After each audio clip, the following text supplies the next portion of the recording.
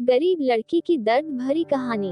एक गांव में एक साहूकार अपने परिवार के साथ रहता था। परिवार में उसकी पत्नी, एक बेटी और एक बेटा था। शानदार बंगला, नौकर चाकर, गाड़ियां और सब शानो शौकत का सामान था उसके पास।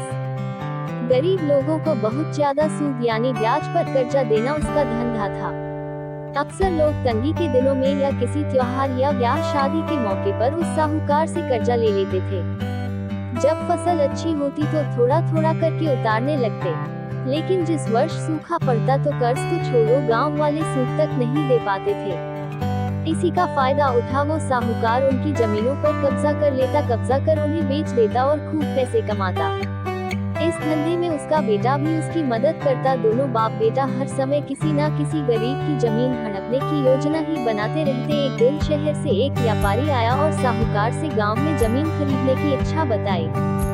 साहूकार की खुशी का ठिकाना न रहा। घर बैठे बिठाए जमीनों का ग्राहक मिल गया। साहूकार ने उस व्यापारी को बहुत सी जमीनें दिखाई जो उसने कर्जे के बदले गाँव वालों से हथिया ली थी, लेकिन उस व्यापारी को कोई भी जमीन पसंद न आई।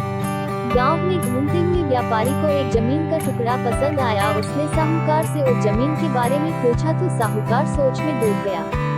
असल में वह जमीन तो एक दिन माँ बाप की लड़की की थी जो वहाँ पर रहती थी। उस लड़की के माँ बाप ने साहूकार से 20,000 रुपए कर्ज लिया था, मगर उसे चुकाने से पहले ही उनकी मृत्यु हो गई। बेसहारा लड़की की हालत देख गाँव की पंचायत ने साहूकार से उस जमीन पर कब्जा न करने को कहा। भला पंचायत की बात कैसे टाल सकता था साहूकार, मगर दिल में हमेशा ही उस जमीन पर कब्जा करने की बात सोचता रहता था। आज व्यापारी की इच्छा सुन उसका लालच बाहर आ गया था और उसने जमीन पर कब्जे का मन बना लिया। कर्जे के सारे कागज ले वह उस लड़की के घर पहुंचा और कर्जा वापस करने की बात कही। जब लड़की ने अपनी दुर्दशा बताते हुए और समय मांगा तो साहूकार ने कब्जा करने की धमकी दी।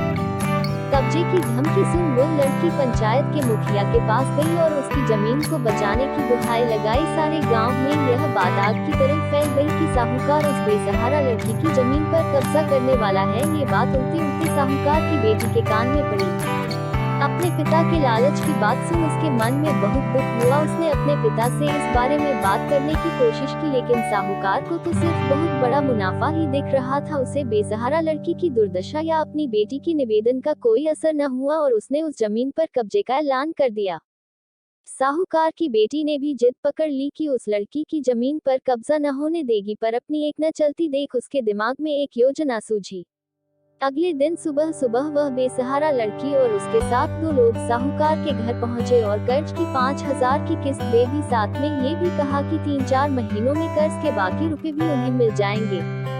रुपया देने के बाद रसीद ले सब चले गए। चूंकि अब किस्त मिल गई थी इसलिए पंचायत ने भी कब्जा नहीं करने दिया। साहूकार बहुत परेशान था कि आखिर उस लड़की के पास इतना सारा रुपया कहां से आया। कल तक तो वह दाने दाने को तरसती थी और आज 5,000 रुपया दे गई। कुछ भी ना समझ आने पर उसने गांव वालों से भी पूछताछ की, लेकिन कोई भी रुपयों के बारे में नहीं जानता था। कुछ दिनों बाद वह लड़की फिर 2 गांव वालों के साथ आई और कर्ज की बाकी रकम चुकाकर रसीद और कर्ज के सारे कागज ले लिए। साहूकार परेशान हो गया कि आखिर इस लड़की के पास इतना धन आया कहां से। इस तरह कुछ दिन और बीत गए। एक दिन साहूकार को खबर मिली कि उस बेसहारा लड़की ने अपनी जमीन बेच दी है। कुछ कर तो सकता नहीं था, लेकिन उत्सुकतावश जाकर देखा तो चौंक गया। जमीन पर एक बोर्ड लगा था। उस बोर्ड पर जमीन के मालिक का नाम देख साहूकार की मानो सांसें रुक गई। वो मालिक के नाम के आगे लिखा था उसकी अपनी बेटी और उस लड़की का नाम। वह दौड़ा हुआ घर गया और बेटी से पूछा कि यह क्या तमाशा है। तब उसकी बेटी ने उसे बताया कि उस गरीब लड़की की मदद के लिए उसने अपने सारे गहने बेच डाले ताकि उसकी जमीन आपके कब्जे से बच सके, लेकिन जमीन आपसे छुड़ाते ही उस बेसहारा लड़की ने उदारता दिखाते हुए आधी जमीन मेरे नाम कर दी।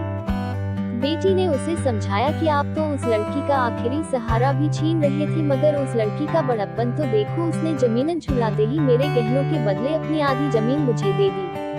ये सब सुन साहूकार को शर्मिंदगी महसूस हुई और उसने भविष्य में कभी किसी की जमीन न हड़पने का वचन दिया।